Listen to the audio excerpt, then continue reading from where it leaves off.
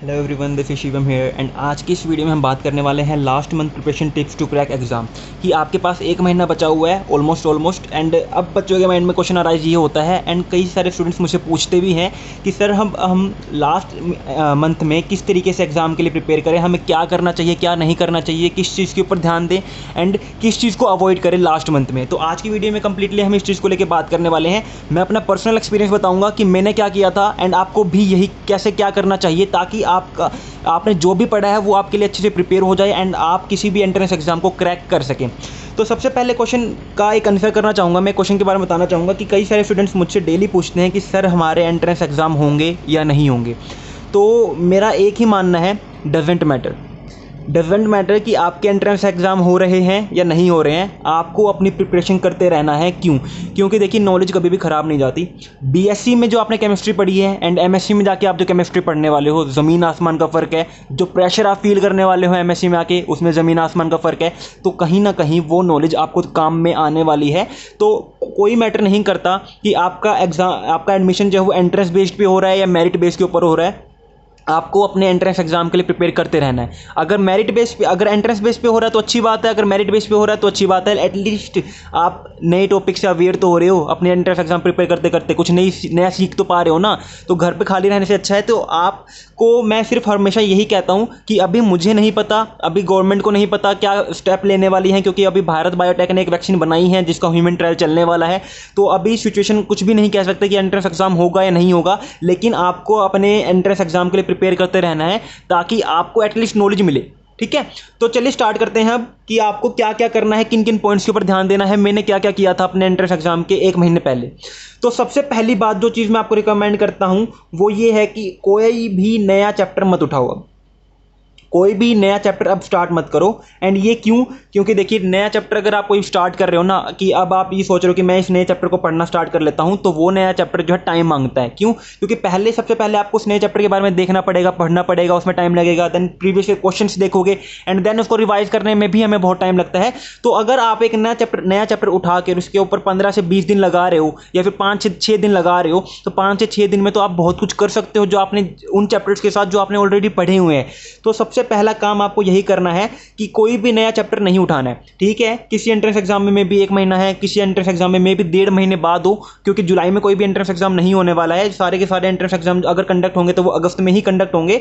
ठीक है, तो फिलहाल आपके पास अच्छा खासा टाइम है, तो उस टाइम को किसी भी एक नए और बड़े चैप्टर को पढ़ने में मत लगाओ। अगर आपको कोई नया चैप्टर पढ़ना है तो ऐसा चैप्टर पढ़ो जो इंपॉर्टेंट है। एंड इस चीज़ के लिए मैंने रिसेंट में ही एक वीडियो बनाई थी कि वो कौन से 15 चैप्टर हैं जो आपको पढ़ने हैं।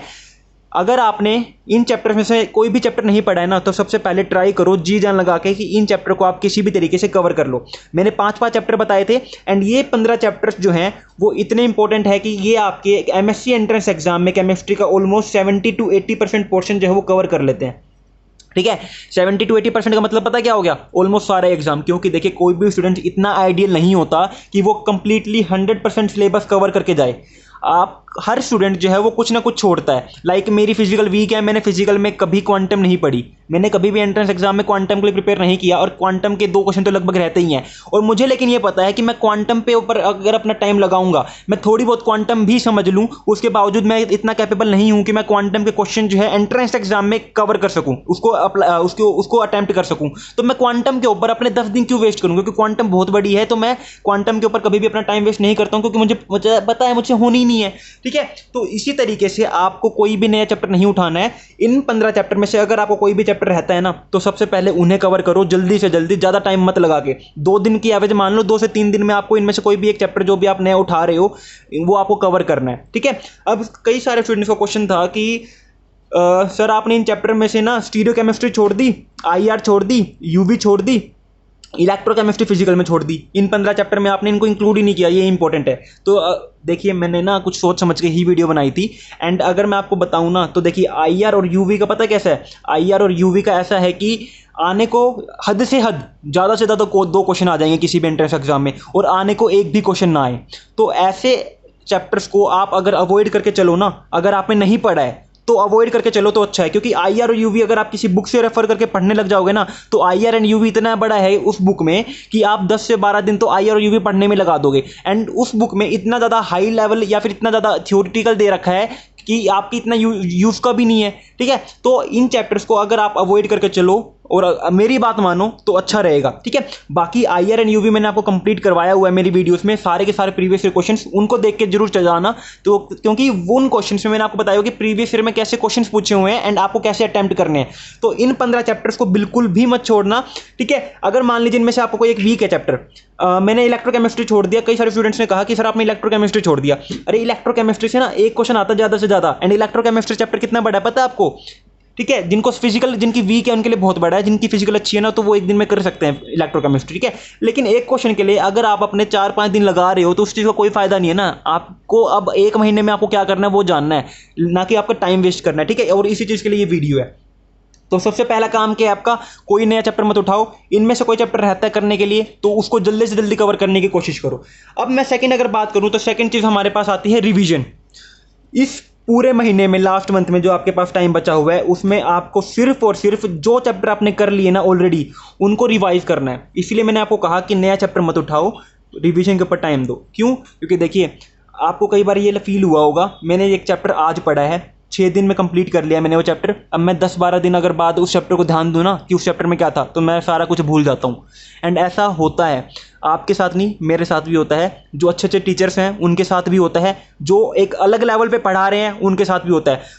पता क्या होता है, टीचर्स ना बहुत बार पढ़ चुके होते हैं ऑलरेडी उस चैप्टर को, हर साल बच्चे जो आते हैं उनको पढ़ाते हैं, इसलिए उनको माइंड में रिकॉल रह जाता है, उनको आदत हो जाती है, उनको पता होता है कि हाँ इस चैप्टर में हमें ये पढ़ाना है, इस चैप्टर में ये है, इसलिए उन्हें इतनी ज़्यादा रिवीजन की जरूरत नहीं पड़ती। लेकिन आज के टाइम पे हम जो है वो लर्निंग स्टेज पे हैं, अभी हमारे पास पढ़ने का मौका है, अभी हमारे पास कुछ नया सीखने का मौका है। इसीलिए आपको केमिस्ट्री में जब भी आप पढ़ो ना एक चैप्टर को तो उसको रिवाइज जरूर किया करो।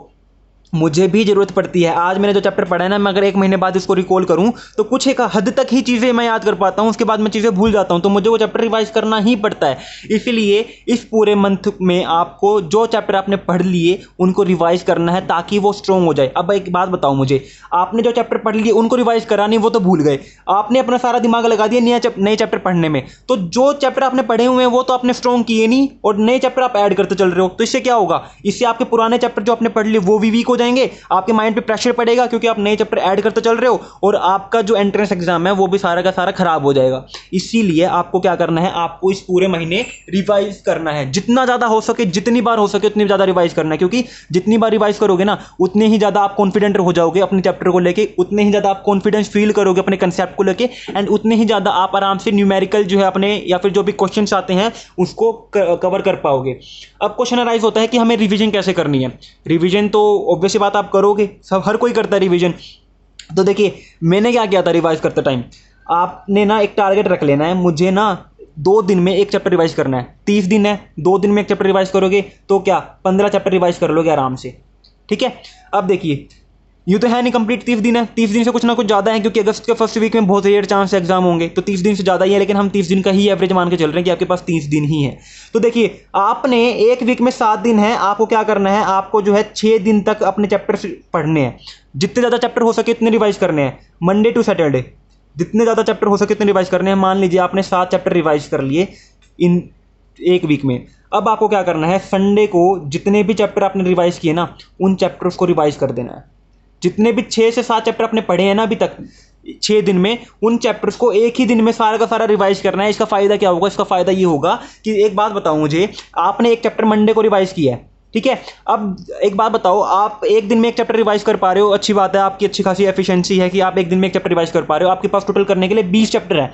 अब जो चैप्टर आपने आज रिवाइज किया है वो चैप्टर दोबारा रिवीजन में कब आएगा, 20 दिन बाद आएगा। तो 20 दिन आई थिंक बहुत ज़्यादा टाइम नहीं है, क्योंकि 20 दिन के अंदर अंदर आपने और 19 चैप्टर पढ़ लिए होंगे, एंड जो पहले दिन चैप्टर पढ़ा था वो भूल जाओगे। तो इसका मतलब क्या हुआ कि आपने जितने भी चैप्टर पढ़े थे ना सारे के सारे भूल गए। तो इस चीज़ का ओवरकम क्या है, इस चीज़ का ओवरकम ये है कि जितने भी 6 से 7 चैप्टर आपने पढ़े ना एक वीक में, उन सबको संडे को रिवाइज कर लो, ठीक है। एक हफ्ते में आपने 6 चैप्टर पढ़े हैं, संडे को 6 के 6 चैप्टर एक बार में रिवाइज हो गए, यानी कि आपके पास एक वीक के अंदर हर चैप्टर को 2 बार रिवीजन मिल चुकी है। आपने अगले वीक में 6 चैप्टर करे, ठीक है। संडे को अब आपके पास चैप्टर रिवाइज करने के लिए कितने हो गए, 12 चैप्टर हो गए, यानी कि 6 चैप्टर पहले वाले, 6 चैप्टर इस वीक के, 12 चैप्टर, ठीक है। यानी कि हर चैप्टर को आपको आराम से 2-3 रिवीजन मिल जाएगी जब तक आपका एंट्रेंस एग्जाम होगा। एंड इसी तरीके से आपको अपने चैप्टर्स रिवाइज करने हैं ताकि आपके माइंड में चैप्टर्स रिकॉल रहे, ठीक है। संडे में एक ही दिन में इतने सारे चैप्टर रिवाइज करोगे, उसका फायदा पता क्या होगा, आपकी माइंड के ऊपर एक क्विक रिवीजन का प्रेशर पड़ेगा कि हाँ मुझे याद करना है, 6 दिन में मैंने चैप्टर पढ़े थे, इन चैप्टर में ये था। तो एक बार आपका पूरा का पूरा माइंड क्विक रिवीजन करेगा ना, जितनी जल्दी हो सकेगा उतना ही ज्यादा फायदा हो जाएगा, ठीक है। अब बच्चों के माइंड में क्वेश्चन क्या अराइज होगा, स्टूडेंट्स के माइंड में क्वेश्चन अराइज होगा कि सर हम 2 दिन में एक चैप्टर कर रहे हैं, तो 30 दिन में हमारे पास कितने चैप्टर हुए, 15 चैप्टर हुए। उसमें भी हम क्या कर रहे हैं, संडे को जो है जितने चैप्टर हमने पढ़े थे 6 दिन में वो रिवाइज कर रहे हैं, तो हमारे पास तो 15 चैप्टर भी रिवाइज नहीं कर पा रहे हम 30 दिन में। तो इसका आंसर पता क्या है, इसका आंसर ये है कि बच्चे कई सारे चैप्टर्स आपके पास ऐसे हैं जो एक दिन भी नहीं मांगते रिवाइज करने के लिए। एग्जाम्पल बताऊं, देखिए आपके पास क्या है, अगर मैं एग्जांपल बताऊं, आईआर और यूवी पढ़ रहे हो आपने आईआर और यूवी पढ़ लिया। देखिए आईआर और यूवी मैं बता रहा हूं, कोई भी बुक प्रेफर मत करना गलती से भी, क्योंकि आईआर एंड यूवी बहुत बड़े चैप्टर हैं हर बुक में। एंड आपको जिस टाइप के क्वेश्चन पूछे जाते हैं ना एग्जाम के अंदर, वो मिलेंगे भी नहीं, क्योंकि आपको पता नहीं चलेगा, आपने एंट्रेंस एग्जाम दिए नहीं है एंड आपको पता नहीं होता कि किस टाइप के क्वेश्चन पूछे जाते हैं। तो आईआर एंड यूवी मैंने अपनी वीडियोस में कंप्लीट करवाए हुए हैं। देखिए आईआर को मैंने लगभग भी 2 वीडियोस अवेलेबल हैं, 2 घंटे, 1-1 घंटे की 2 वीडियोस अवेलेबल है। 2 घंटे में मैंने आपको आईआर का कंप्लीट थियोरेटिकल बताया हुआ है एंड दूसरी 1 घंटे की वीडियो में मैंने इसके पूरे के पूरे प्रीवियस ईयर क्वेश्चन करवाए हुए हैं। तो 2 घंटे में आपकी आईआर कंप्लीट है। यूवी की अगर मैं बात करूं तो यूवी की भी 2 वीडियोस हैं एंड उन 2 वीडियोस में मैंने लगभग भी वो 1.5 घंटे की वीडियोस हैं दोनों मिला के, एंड 1.5 घंटे में मैंने आपको कंप्लीटली यूवी करवाया हुआ है। तो अगर मैं ज्यादा से ज्यादा टाइम मांगू, सोचूं कि आपको कितना टाइम लगेगा, तो मेरी वीडियोस में आप 4 घंटे में आईआर और यूवी कंप्लीट कर लोगे विद क्वेश्चन प्रैक्टिस कि किस टाइप के क्वेश्चन आते हैं। एंड बिलीव मी, इस तरीके से करवाया है मैंने आपको आईआर एंड यूवी की, कोई भी क्वेश्चन आपके पास आ जाएगा इनका, आप आराम से कर पाओगे। इतने सारे क्वेश्चन करवाए हुए हैं मैंने इनके, ठीक है।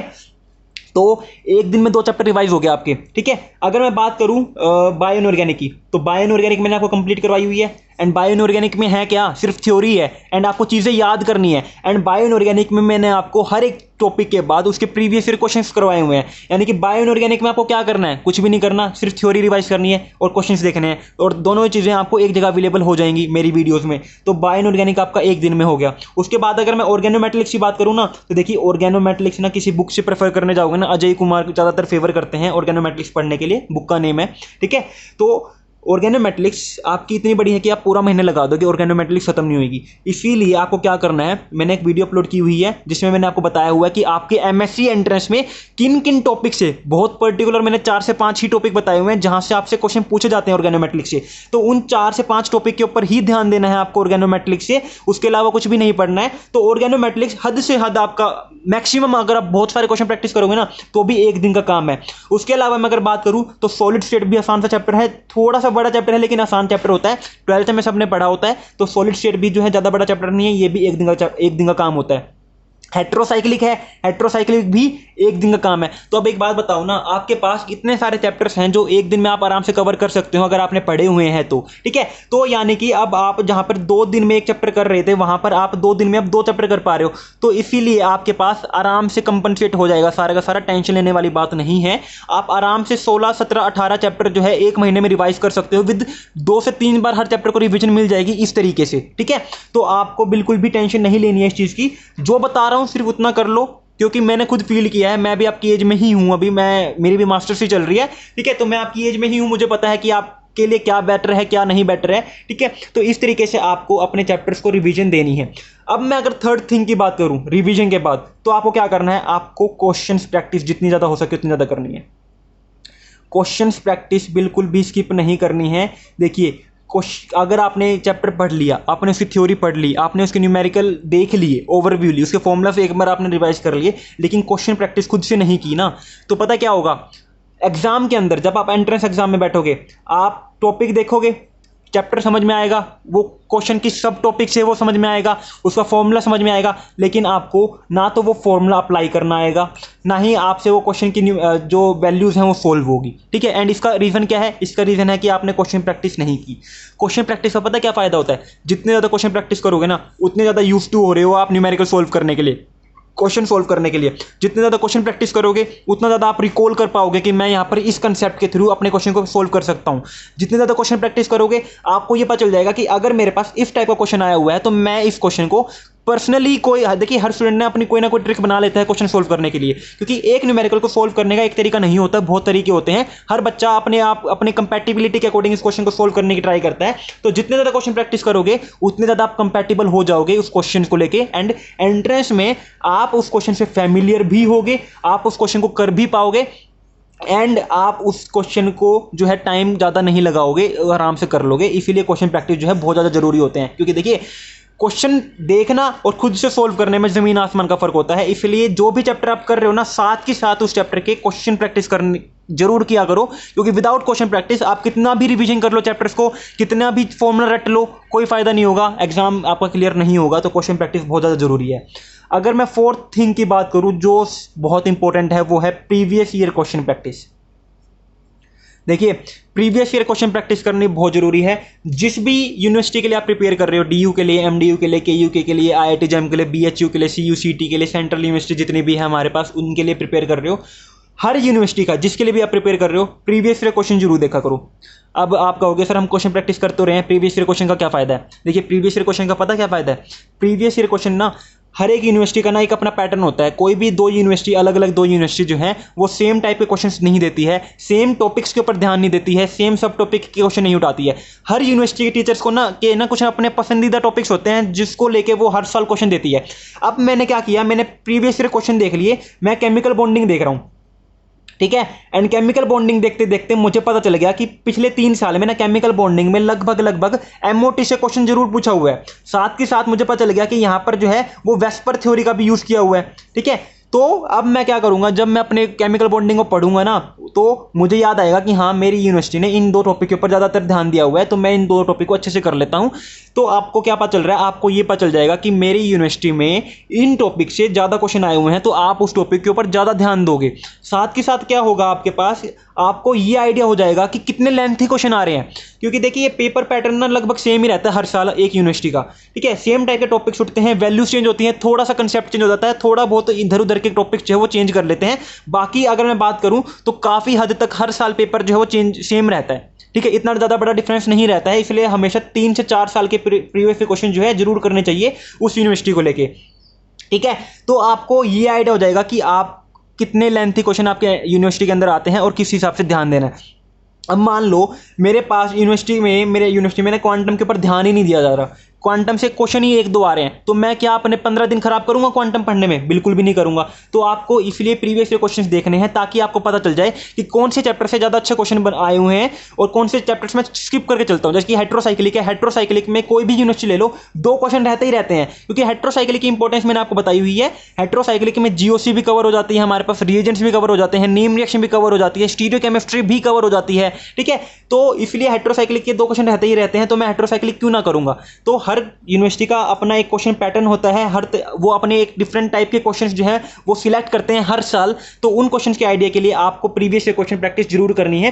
साथ के साथ क्या फायदा हो जाएगा, देखिए मैंने सॉलिड स्टेट चैप्टर किया है, ठीक है। सॉलिड स्टेट चैप्टर करने के बाद मैंने उससे क्वेश्चन प्रैक्टिस कर लिए, मुझे दिक्कत नहीं आएगी क्वेश्चन सोल्व करने में। क्यों? क्योंकि मैंने जस्ट पढ़ा है, मैंने उसके सारे फॉर्मूले जस्ट रिवाइज किए हैं, अब मेरे क्वेश्चन आराम से हो जाएंगे। लेकिन previous year sample paper solve करते टाइम क्या होगा, आपके पास जितने भी चैप्टर्स आपने पढ़े हैं ना, पूरे सिलेबस से क्वेश्चन आएंगे। अब जब आप उस क्वेश्चन को सोल्व करोगे ना, तो अब आपको ये देखना पड़ेगा कि ये क्वेश्चन कौन से चैप्टर से है, कौन से सब टॉपिक से, इसके अंदर कौन सा फॉर्मूला लगेगा, कौन सी अप्रोच में अप्लाई कर सकता हूँ, इसको मैं किस तरीके से कर सकता हूँ। अब आपके पास आपके माइंड पे एक प्रेशर बनेगा एंट्रेंस एग्जाम का, ठीक है, कि मैंने एंट्रेंस एग्जाम, आपको ये फील होगा कि मैं एंट्रेंस एग्जाम में बैठा हुआ हूं, एंड अब आपको ये पता नहीं होगा कि मेरे पास क्वेश्चन कहां से आए हुए हैं, रैंडम क्वेश्चन आपके सामने होंगे बहुत सारे। तो आपको एक तरीके से एक एक्सपीरियंस हो जाएगा एक एंट्रेंस एग्जाम में बैठने का, एंड इसीलिए जो है प्रीवियस ईयर क्वेश्चन प्रैक्टिस करना बहुत ज्यादा जरूरी है।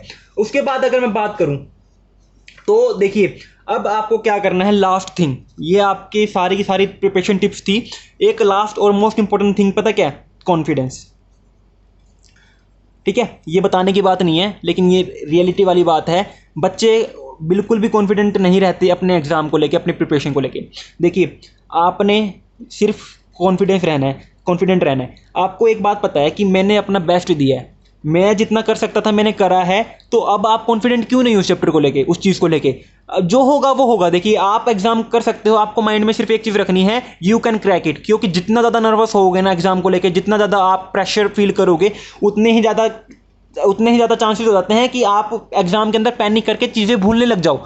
ठीक है, आसान सी चीज़ में भी आप छोटी छोटी गलती करने लग जाओगे। इसलिए सबसे इंपॉर्टेंट बात है कि आप जो है वो कॉन्फिडेंट रहो, आप अपने अंदर कॉन्फिडेंस रखो।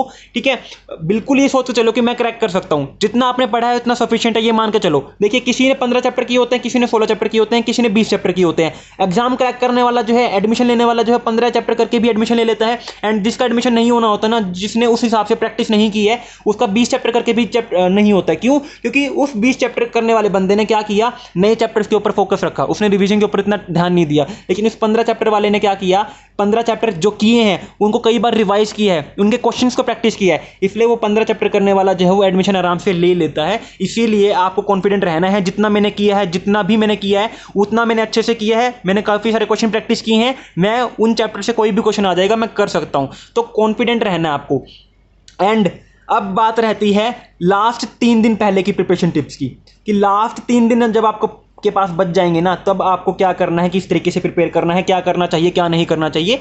3 दिन पहले ना सब कुछ छोड़ दो, जो बताया ना वो सब कुछ छोड़ दो। एक अलग चीज़ करनी है आपको प्रिपरेशन करने के लिए लास्ट 3 दिन पहले। ठीक है, लोग कहते हैं कि हमें 2 दिन पहले पढ़ना नहीं चाहिए। ऐसा होता है क्या यार? मन मानता है कि अब आपने 1 महीना जितना पढ़ा है, अब आप 2 दिन पहले एग्जाम से पढ़ना बंद कर दो। ऐसा होता है? कभी भी नहीं होता। आपको ये फील हो जाएगा कि यार मैं सब कुछ भूल गया। तो उस प्रेशर में ना कभी भी कोई स्टूडेंट है ना ऐसा कभी नहीं करता कि वो 2 दिन पहले पढ़ना छोड़ दे।